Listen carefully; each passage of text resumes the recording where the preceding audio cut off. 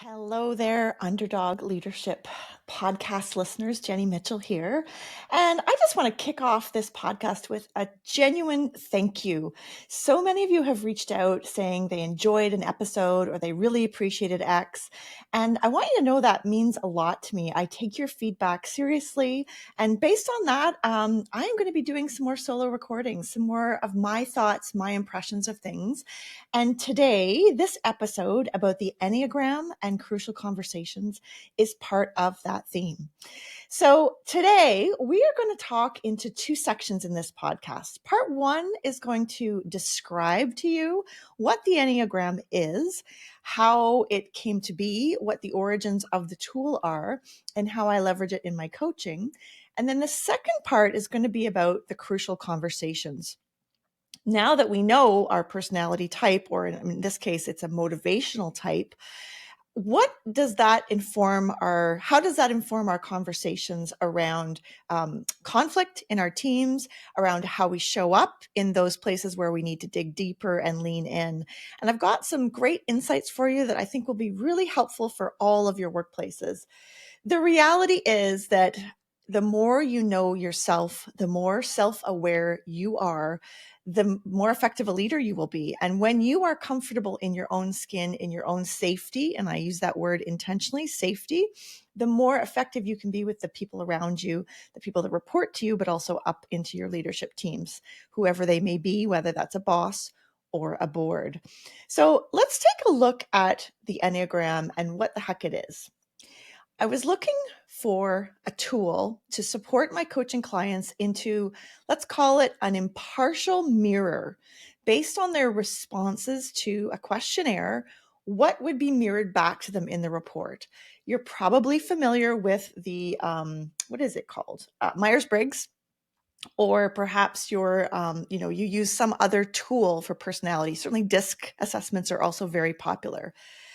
Here's why I like the Enneagram. It's tied to your core motivations rather than your personality. And because it's tied to your core motivations, it has an inherent coaching piece to it, because once you understand your motivations, you can choose how you show up in the world.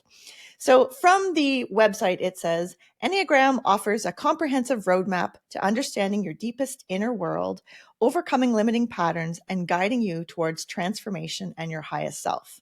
I mean, really, sign me up, right? Don't we all want to understand ourselves better? But to understand ourselves better requires a certain level of bravery as well.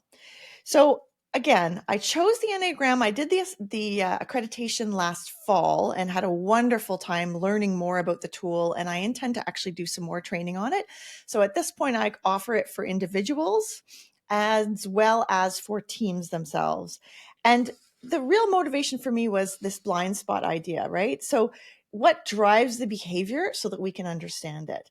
And the human personalities, there are 9 numbers. If you've ever used the number system, and I'm going to hold this up. If you're watching the YouTube, you'll get to see it. If you're not, imagine a circle with 9 numbers around it. And I'm actually going to go out and read each one of them. So there is the strict perfectionist, which is the 1. There is the considerate helper, the 2. Many of our not-for-profit folks fall into the considerate helper bucket, or the pleasers in my world. Number 3 is the competitive achiever. Number 4 is the intense creative. That's the ones that want to be different, choose to step outside the lines and color outside the lines. The number 5 is the quiet specialist. That's often the person in your meetings who says nothing the entire meeting and then encapsulates the whole sentiment of the meeting in 1 or 2 sentences at the end, the quiet specialist. They seek to understand. The 6 is the loyal skeptic. So their safety lies in loyalty, and they will always look for poking holes in things, which is an important component when you have a team. The whole point of this is that you have to have all of these players, and we have to be able to access all of these different profiles when we're in teamwork. The 7 is a personal favorite of mine because I am a 7. I am an enthusiastic visionary. That's the person that wants to experience it all and avoid pain at all costs. So when you think of that as a core motivation, something I've had to work really hard on is, that avoiding pain part means having the confidence to step into tough conversations, having the confidence to call a client out on something, to have feel safe enough that I can open up, unpack a dialogue, and be okay with the consequences, to be perfectly honest. And if you have an enthusiastic visionary on your team, you'll find they hop from project to project. They can't seem to settle. And sometimes that can be attached to their fear of missing out. It can also be attached to the fear of failure or pain. The 8 is the active controller. So that's the one that wants to keep everyone safe, wants to make sure everybody keeps in line. And as long as we toe the line and we know what our orders are, we will stay safe. The 9, one of my personal favorites, is the adaptive peacemaker. And that's the person in the group who can see all sides, the person who wants people, core motivation is just to have people get along. So I'm just showing this to my YouTube folks. If you ever want to hop onto YouTube and have a look, it's under chavender.com is the YouTube channel, and you can come check me out over there as well. Both these recordings are put both on podcast format as well as YouTube. So now that you know these profiles, how does the Enneagram build in the coaching component of it, and how do you aggregate that to a team experience? So a couple things it does. One of the things I've already talked about is that it understands your core motivations. Why am I doing that behavior? Here's a small example to give you some color to this. The difference between a 1 and a 3. The 1 is the strict perfectionist. The 1 wants to get it right, okay? Wants to make sure it's done properly. So that's the person in my world who doesn't just want to do it for now, but wants to do it for the next couple chunks of time and wants to make sure that the process and the systems are in place for good. In contrast, the 3 might look very similar because they love achievement as well. But for the 3, the motivation is more, I want to be the best at this. So their motivation is about achievement and jumping the bigger hurdle. So you can see as a good example, the 1 and the 3 might look similar as far as actions. But if you look at the core motivations as a leader, you can help understand where they're coming from and, wait for it, build empathy and compassion for the way they see the world. Compassion is a really important word for me. So the other thing the Enneagram does is it recognizes limiting patterns. So you know what it's like when you've been in the same meeting over and over and over again, and the same patterns and habits of all of your teammates come up. Those are limiting patterns. They are only seeing the world through one lens. And the Enneagram provides you with not only your core motivation, but what we call wings, which are your numbers to your right and to your left. So for me, a 7, my wings are an 8 and a 6. And similarly, our lines, which are the stretches for us. So for me as a 7, my stretch is to the strict perfectionist. So slowing down to get things right, to get things correct, and sort of being more exacting. Excuse me. The other line as a 7 that I am actively pursuing is the quiet specialist, is the 5. So for me to sit, to collect my thoughts, to do the research, to not think with my mouth, as my family would say. Oh, if only they could hear me on this podcast right now.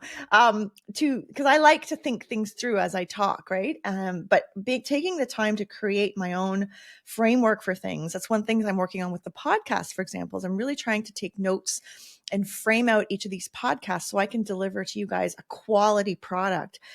So those limiting patterns, once you recognize them, it's like, which muscles have you been overusing? And then you can have the opportunity to try things, to stretch. And isn't that what coaching is all about, right? Is not getting stuck in the same ruts because it's easier that way. The third thing I think the Enneagram does very, very well is it cultivates compassion and empathy. So, I just used the same example just recently about how I love to experience it all. So if you work with me, or work for me, I should say, that can be really challenging because it's a little bit like working from a fire hose, and, there's a million ideas a second.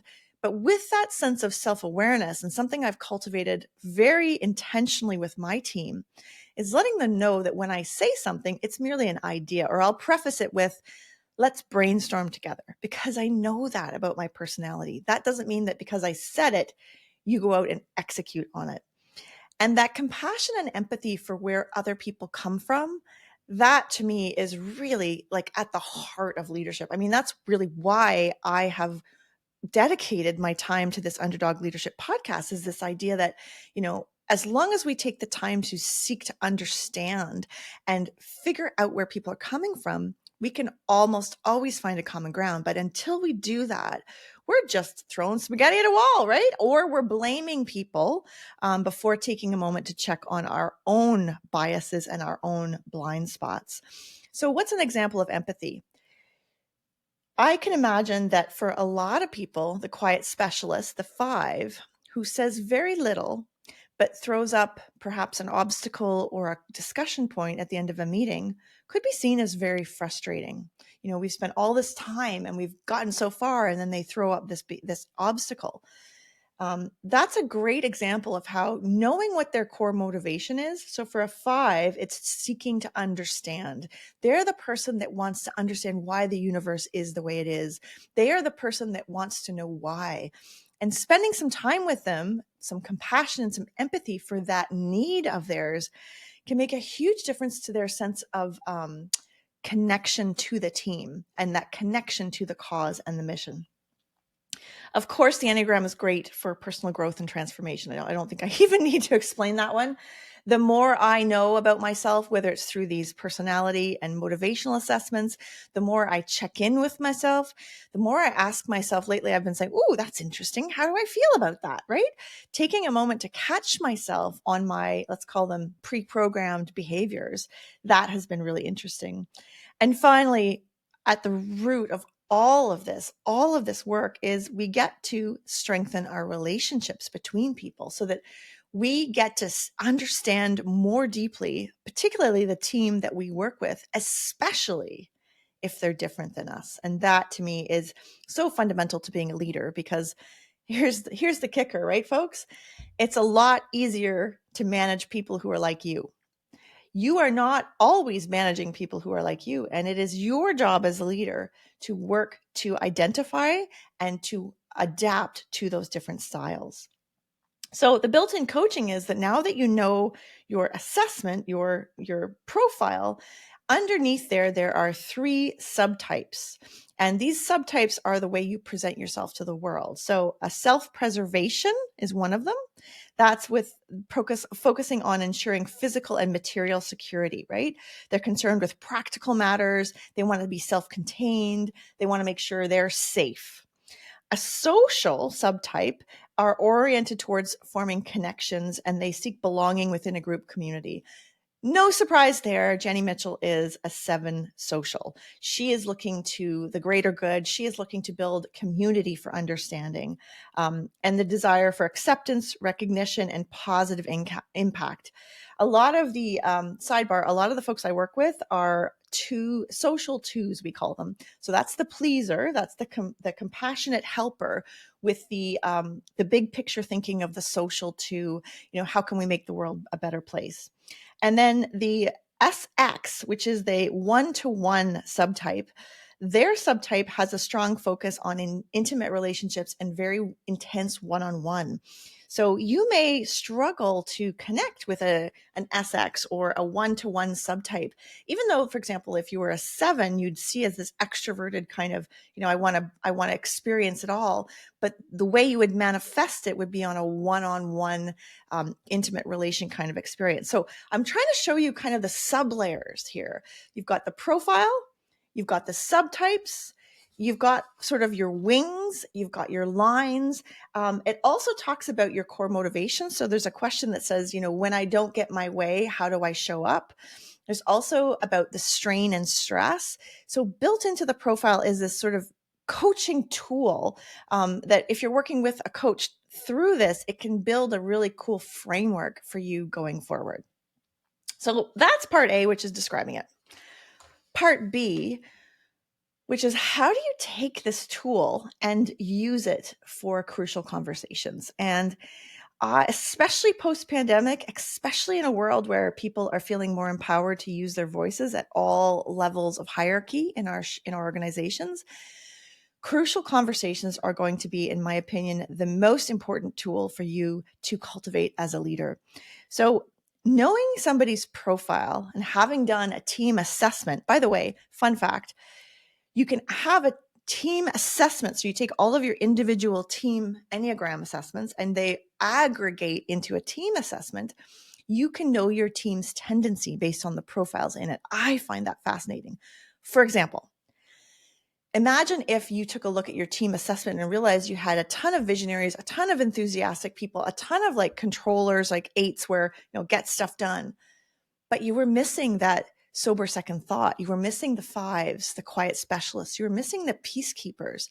You can see how that could be a challenge for that team. And that immediately by that sense of awareness of the team profile, there are going to be personalities that are going to step up to play that role, to balance out the boat. Imagine I'm seeing this visual of a boat with one person rowing on one side and all the team members on one side of the boat. It doesn't work. You need that balance, that yin and that yang. So let's talk about conflict.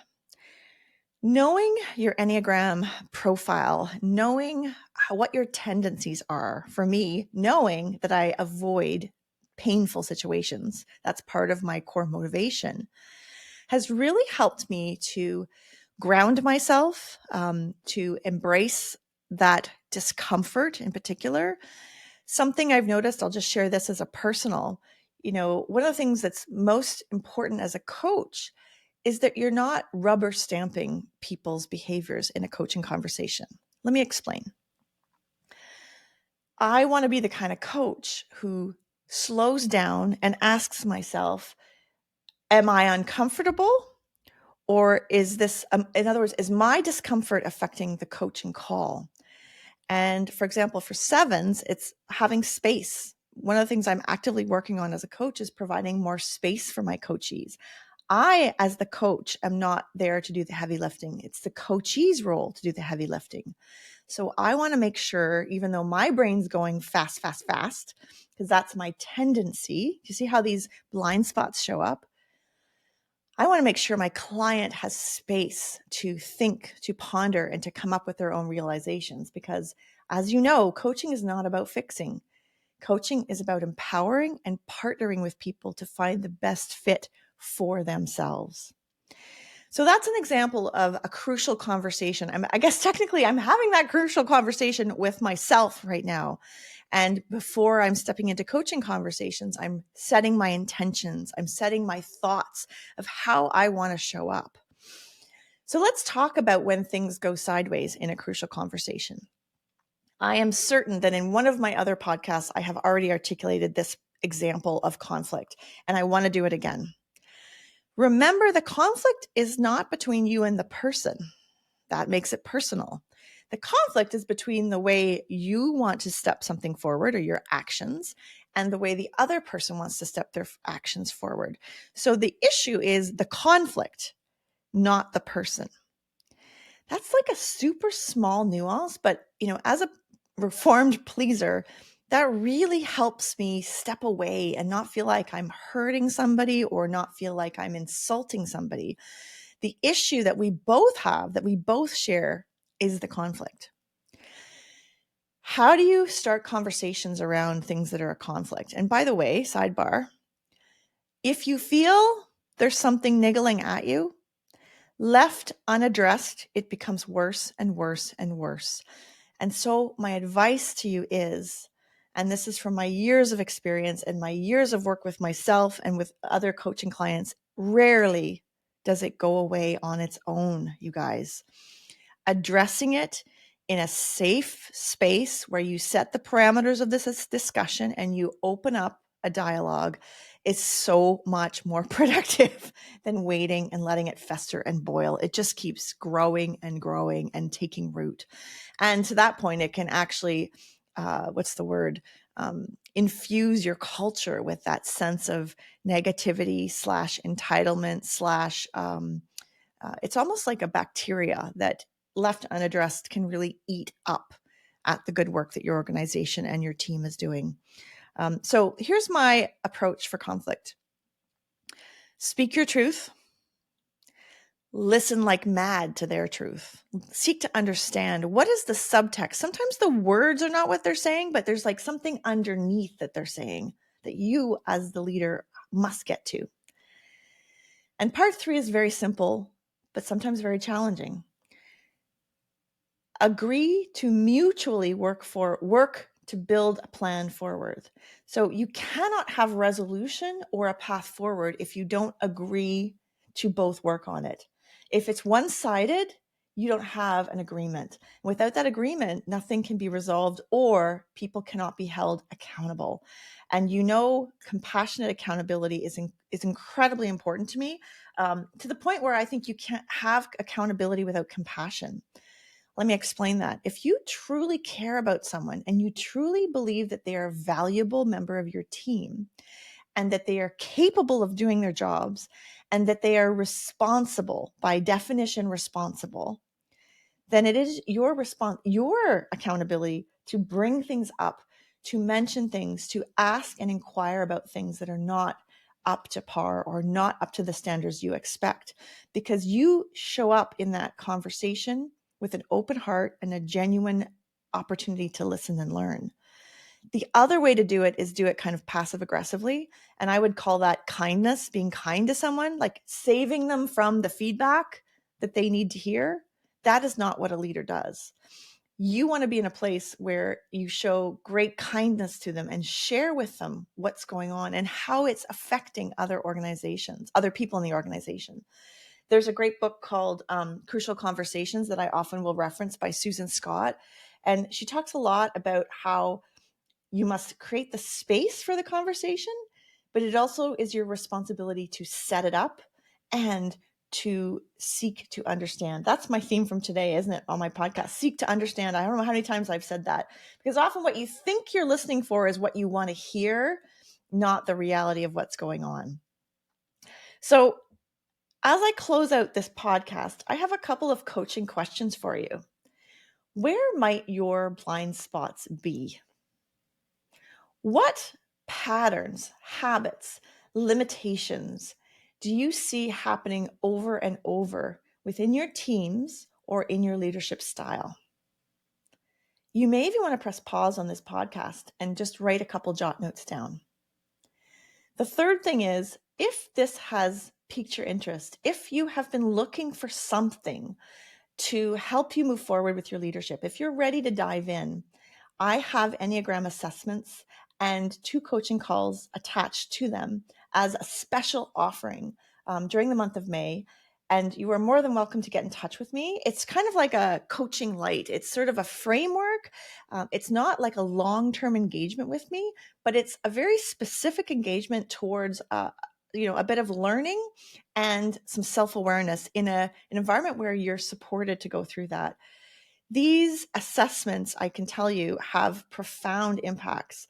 I had one of my clients who took a look at their assessment. It was a very honest conversation we had afterwards. And she realized that the assessment as it came back was her for sure, but she wasn't very happy with the way the assessment came back. It wasn't the way she wanted to show up in the world. And that actually prompted for her a ton of self-reflection, some work that she got involved in.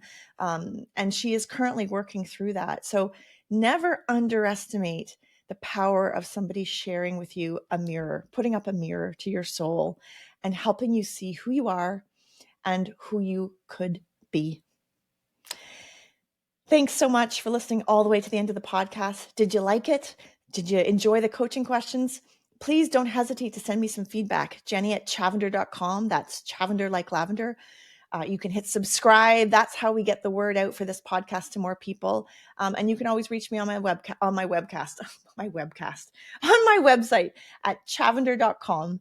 I'd be delighted to hear from you. The podcast right now is growing exponentially. It's really fascinating to see. And I'm really particularly excited about all the different countries that I'm reaching through this message. Drop me a line. And if you'd like to talk Enneagram, I would be delighted to do so. Go be great.